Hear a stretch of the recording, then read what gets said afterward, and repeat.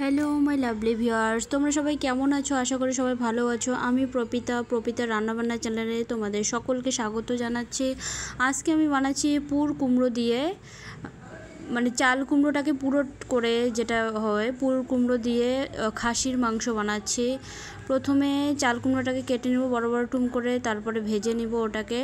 আর খাসির মাংসে আমি দিব জিরা বাটা, আদা বাটা, পেঁয়াজ বাটা, তারপরে হচ্ছে রসুন বাটা, ওটা দিয়ে মেখে নিব আর কি। তেজপাতা গুঁড়ো, জিরা গুঁড়ো, এগুলো দিয়ে মেখে রাখবো। দই দিয়ে একটু মেখে রাখবো, মোটামুটি আধা ঘন্টা মতো মেখে রাখবো খাসির মাংসটা। তারপরে আমি কড়াইয়ে শুধু পেঁয়াজ দিয়ে ওটাকে ভেজে নেব। ভেজে নিয়ে ওটাকে কষান করে তারপরে খাসির মাংসটা এত সুন্দর হয় খেতে, না লাল লাল করে। তোমরা ট্রাই করো। ঠিক আছে, টাটা। যদি ভালো লাগে থাকে তাহলে সাবস্ক্রাইব করবে।